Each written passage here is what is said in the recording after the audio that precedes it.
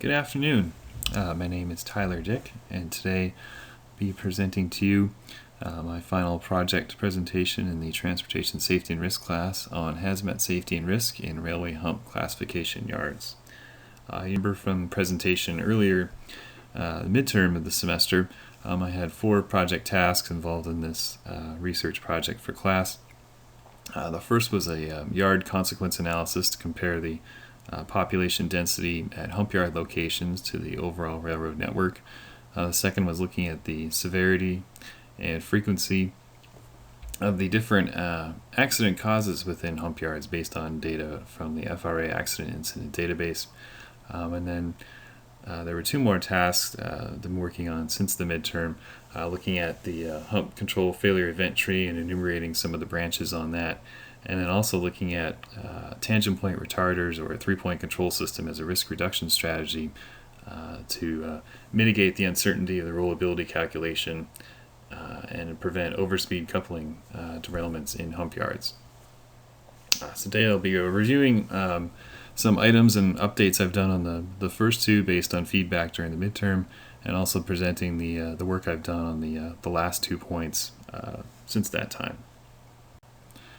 So just to review some of the information that was developed for the midterm, completed a GIS analysis of hump yards within the United States. So basically looked at all 51 of the hump yards and using the similar buffering technique with the census data as was done for the class project, determined the population that would be impacted within a half-mile buffer of each hump yard if there were a derailment resulting in hazardous materials release, and used that to estimate the risk of a hazmat event at each one of those hump yards, and compared that to the overall risk of similar events on the mainline railroad network.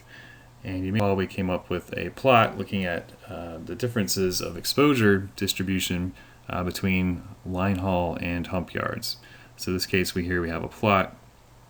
It's a reverse cumulative distribution plot looking at population density in the horizontal axis, and note that this is a logarithmic axis, so we're looking at population density in persons per square mile, and then the vertical axis is the percent of yards or miles exceeding that particular population density. The blue line is the line representing the distribution for hump yards, so you can see that that's skewed fairly far to the right. So a significant number of the hump yards occur in areas with a fairly high population density. Over 90% of the yards are located in areas with a population density greater than 100 persons per square mile. If we compare this to the line haul distribution, the red line, I can see it's much more skewed to the left. Far greater portions of the railroad network are in more sparsely populated areas, so they have a much less exposure risk if there is an incident. A change on this graph, originally during the midterm presentation, this was based on a particular route between Jacksonville and Lawrence, Kansas through Chicago. I subsequently redid this analysis, so this red line here actually represents all of the Class 1 mainline railroad network. So I did that same GIS process on the entire Class 1 railroad network to do the buffering technique and determine the population density. So this is a much more representative comparison between all the hump yards and then all of the Class 1 mainline network. So some of the key points here, all of the yards are located in areas with a population density greater than 10 persons per square mile. But you can see there's 20% of the overall line haul network would be at population density less than this, somewhere between 0.1 and 10 persons per square mile. Another point here that roughly 90% of the yards exceed 100 persons per square mile, but only 40% of the mainline network would exceed that population density. So this just goes to reinforce that these hump yards are in locations with large amounts of population. So even though a derailment in a yard would be a relatively rare event compared to that on the main line, the consequences are potentially much higher, which means they're potentially equal or exceed the risk of a mainline derailment. So as I just mentioned, risk is probability multiplied by consequence, And based on some of the calculations presented in the midterm, we determined there was a derailment rate of 4.3 times 10 to the negative 5 cars derailed per car processed in a hump yard. And the conditional probability to release, given there's a hazardous materials car in a derailment in a hump yard, is 0.0295. The typical yard consequence, based on that plot on the last slide, is 1,000 persons impacted. So the average risk per car humped is 1.3 times 10 to the minus 3. And if you may recall, during the midterm presentation, I looked at a particular case study of one of our routes that was used in the class project, so the route from Jacksonville, Florida to Lawrence, Kansas via Chicago. And in that example, I looked at including the risk of hump yards for carload traffic for a tank car derailment. And in that case, when you included the yards into that risk calculation for the route, it actually increased the risk by 52% compared to the just looking at the risk of the mainline derailments alone. But there was a question posed to the midterm, and it was a very valid question. It looked at, does this approach double count the risk of main lines near yards? So by the fact that you're routing traffic through the yard, should you be removing some risk associated with the main line near that yard, which you would no longer apply or potentially be double counted? And it's kind of a difficult question to answer because it's somewhat dependent on the exact yard configuration. So some yard configurations would actually eliminate mainline miles and their associated risks. So if we look at the yard on the top here, this is a typical inline configuration for a hump classification yard where you've got the receiving yard, the classification bull, and the departure yard all lined up in line. And if we look at the process of how a train would flow through, coming off the main line, then moving through the receiving, classification, and departure yards in sequence, and then out the other end here on the left side of the slide, we can see that while the train is actually moving, or the carload is actually moving through that yard, it would actually eliminate 6 miles of mainline travel. If you had a unit train just zipping by straight on that main line, you would have an extra 6 miles of mainline travel that you no longer have because your cars are moving through the yard. Similar type situation here in the bottom for what's called a parallel hump layout, or a side-by hump classification yard layout. In this case, the carloads are coming off the main line, going into the receiving yard, and they kind of double back on themselves twice before they move out of the departure yard. And in this case, just based on the typical sizes of these yards, a train or carloads on a train going into the yard will eliminate 2 miles of mainline travel. So in this case, the yard, not removing that risk for that associated travel on the main line would be something you'd want to take into account in the analysis. There's some other configurations where this isn't the case. We have an inline receiving yard again here on the top, but in this case we've flipped the order of the receiving and the departure yard so that our train actually has to come by the yard before it goes into the receiving yard, and then it doubles back on itself into the departure yard, and then it actually goes by the yard again on its way out. And in this case, the carload moving in and out of the yard actually adds an extra mile of mainline travel to its trip. So that would be an additional mile that would have to be factored into the risk calculation. The configuration down the bottom is where we have our yard located off of our sort of main line. If we can imagine a unit train going north-south on our line there, and the yard is sort of at a Y or junction. And in order to use the yard, our carload traffic would have to go around the Y, go into the receiving yard, be processed through the yard, and then come out, go back around the Y, and then continue along its way. This pretty much would be a wash. So there wouldn't be a whole lot of extra mainline travel be put in to this trip, but we wouldn't be subtracting anything. Pretty much our unit train that would bypass going north-south along this yard would have about the same amount of mainline travel and risk as a carload train moving into the yard. So you can see here the different configurations would all have different effects and different answers to that question of does accounting for the risk in the yard double count risk on the main line. So let's look at this in a numerical example. So to be conservative, estimate of the mainline risk eliminated by routing through the yard. We'll look at the case for each of these 4 yards along our route between Jacksonville and Lawrence, Kansas via Chicago that we evaluated during the midterm. We're going to assume that going through that yard removes 6 miles of travel along a signal Class 4 track, and that population density along that segment of track is equivalent to the population density we're using for our yard risk calculation. So here, for example, for each of the 4 yards shown, we have the population impact and then the yard risk, and then for each one, the equivalent mainline risk for that eliminated by eliminating that 6 miles of travel adjacent to the yard. You can see here just the order of magnitude of the values are much smaller than the yard risk for each one of these. They tend to be almost 2 orders of magnitude smaller. And when you sum them all up for the 4 different locations, the eliminated mainline risk is only 3.5% of the yard risk. So the fact that you're adding in that yard risk sort of outweighs the fact that you're eliminating some miles of travel on the main line in your overall risk calculation. So the next slide revisits that. Here's our original risk calculation for carload here with no yards. And then skipping down, here's our adjusted risk calculation. In this case, we added in the yards and then we subtracted out those miles at each yard that potentially were duplicating the risk. And in this case, instead of increasing by 52%, we increased by 51%. So it didn't change the calculation a whole lot, but we are sort of accounting for everything in our calculation here.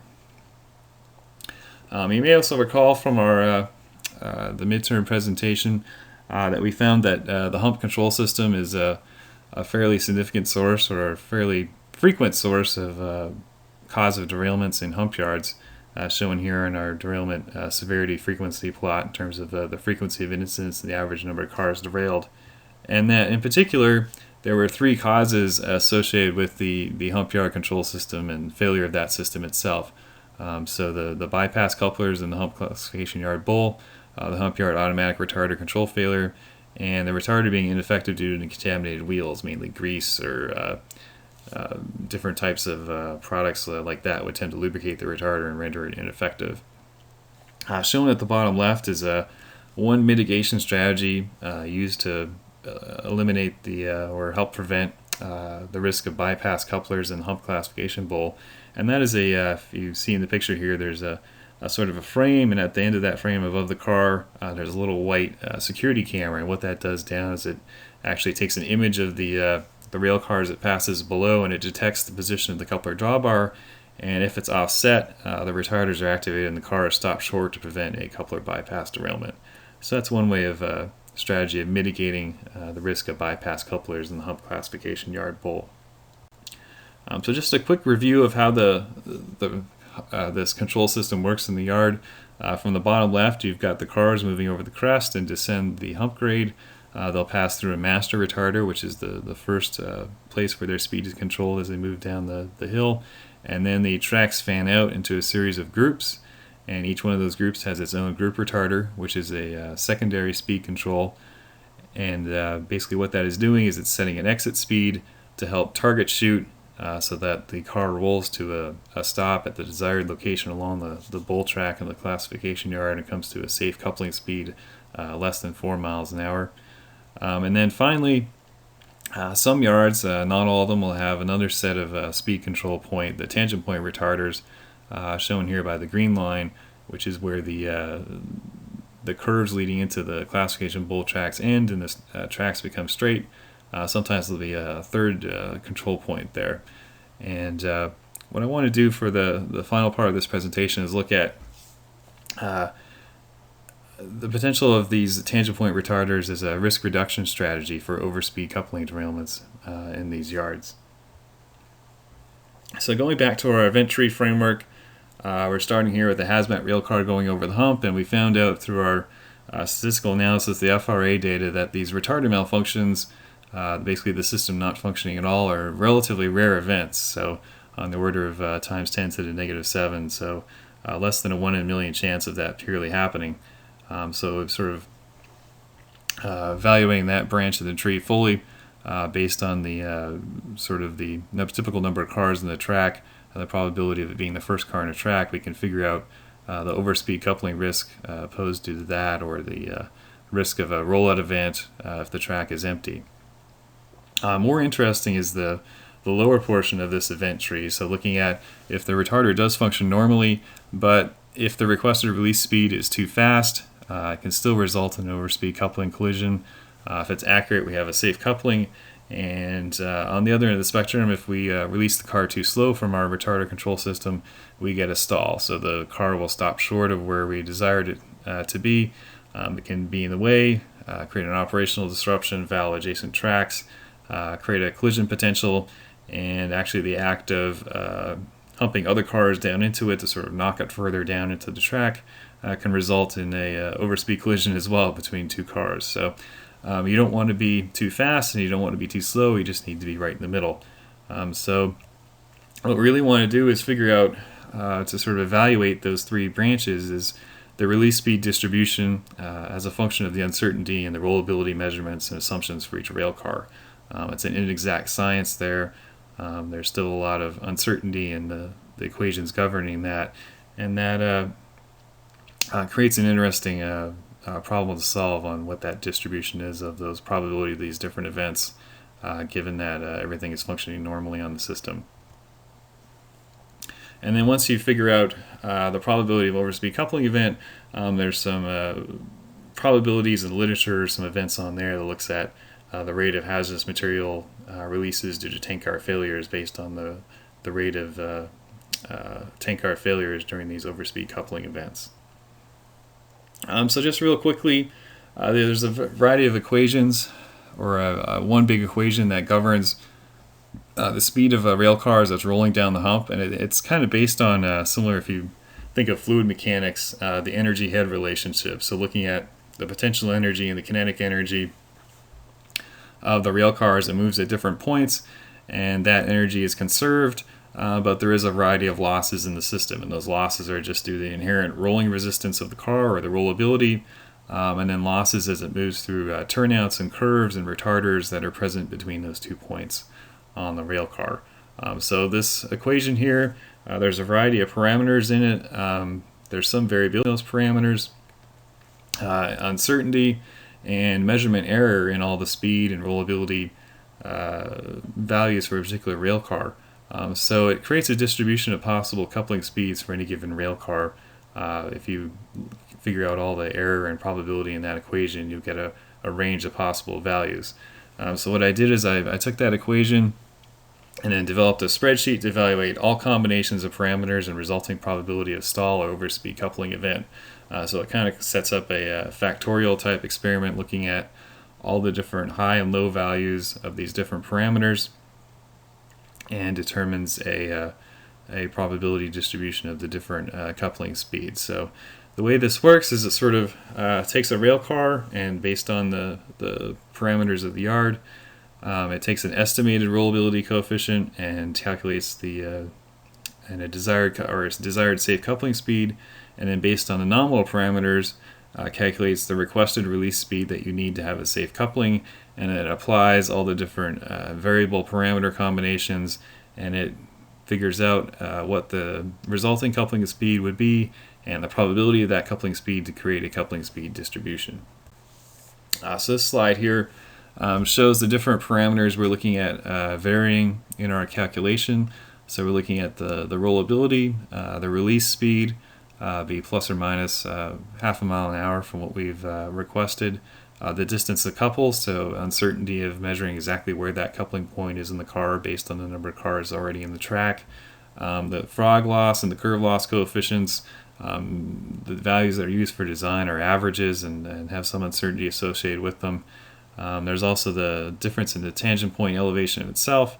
The track isn't maintained to a precise elevation, and the gradient itself can vary somewhat from what your design or nominal value would be. And there's a different range specified here and a different probability based on some values in the literature and typical ones that are used for design. So we looked at the coupling speed distribution for the outside track, or the The track on the far outside of a classification bowl tends to be one of the critical ones in design, just because it's got the furthest distance, and the cars typically go through the largest number of turnouts and the most curves between the crest and the coupling point. So it tends to be the track which really controls the design. Based this off a hump yard design, preliminary hump yard design that I prepared when I was working at the consulting firm. Between where the group retarders would be and where the tangent point retarders would be, there's 720 feet of distance, and the rail car would roll through 4 turnouts and 32 degrees angle, or 32 degrees delta of curvature between those points. So basically developed a distribution for 2 cases. One, where there is tangent point retarders, so that'd be looking at the uncertainty moving from that tangent point to the coupling point. And then the case where there are no tangent point retarders, so that's going all the way back to the group retarder, straight through to that coupling point, so a much further distance, and it tends to build up some more uncertainty. So this slide here shows the results of what comes out of that spreadsheet, the distributions here. The blue with the diamonds is the case where we only have the group retarder. So this is again a reverse cumulative distribution. So coupling speed here is on the horizontal axis, and then the percent of rail cars exceeding that coupling speed is on the vertical axis. So the blue distribution tends to be a little flatter. More than 20% of the cars are coupling at 0 miles an hour, so that indicates they're actually stalling and not actually reaching the coupling point. And the percent of cars exceeding 6 miles an hour would be the ones that are at risk of having a overspeed coupling event. So in this case, we're roughly just under 30% of cars are actually going to be coupling over 6 miles an hour, so in an overspeed type condition. Compare this to the red distribution for the case where we actually have the tangent point retarders. It's a much more compact distribution. Much more of it is in the safe zone. So we still have just over 10% of our cars stalling or not reaching their coupling point. But you see down here at 6 miles an hour, very, very few of the cars are going to have an overspeed coupling condition here in the case where we have tangent point retarders. So that would be a much less risky alternative compared to the case where we only have the group retarders. So just looking at some of the exact values here for the group retarder, you can see close to 30% of the cars are having overspeed coupling, 22% are stall condition. For tangent point retarders, very few, only 1.5% would be at risk of overspeed coupling. We're still having 12% stalls, but that we're on the conservative end in that case. So the tangent point retarders are mitigating the risk of overspeed coupling. They're doing this mainly because they reduce the distance between the last speed control point and the point of coupling. So when you're going from just the group retarder, you've got a much larger distance. Those different uncertainties and your rolling resistance characteristics tend to build up over that larger distance. It also, because since you're getting that speed control at the tangent point, you have nothing but straight track between that tangent point and the spot where you want to couple your rail tires together. So you eliminate any uncertainty introduced by the curve and turnout frog loss coefficients, would tend to be something that actually needs a lot of research to figure out what those actually should be. There's a lot of uncertainty. So in this particular case, for this particular yard track under study, we reduced the risk of overspeed and stall events by 73%. And if you go back to the rate at which these are occurring from the FRA database, for the amount of traffic through this yard, the 1,500 rail cars processed every day, we'd be eliminating one overspeed coupling derailment every 5 years. So 0.2 events per year, or one event every 5 years. Fairly significant safety improvement for a hump yard.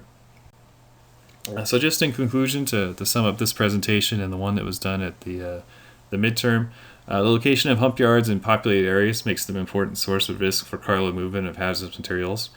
So your route risk calculation should factor in these yard movements in addition to the mainline risk. So even with a conservative approach, hump yards introduce more risk than the few miles of mainline movement that may be eliminated by routing through the yard.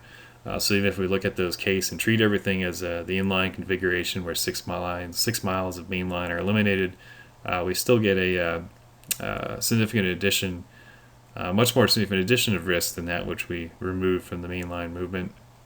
The failure of the hump yard control system is an important cause of accidents in hump yards, and tangent point retarders can be a very effective mitigation strategy for reducing the risk of overspeed coupling events due to the uncertainty in rail car rolling resistance characteristics in hump yards. So that concludes my presentation for the semester, my final presentation of my project on the risk of hazardous materials, carload traffic moving through hump yards. Thank you for listening, and if you have any questions, you can email me at the address here on the screen. Thank you.